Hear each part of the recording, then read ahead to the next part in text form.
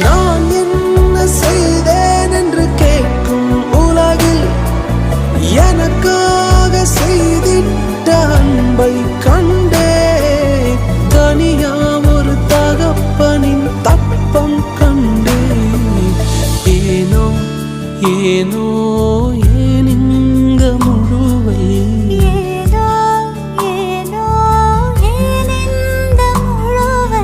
அசத்தனாம் என்மேல் ஆசத்தி கொண்ட அசத்துருவும் போல எவரும் இல்லை.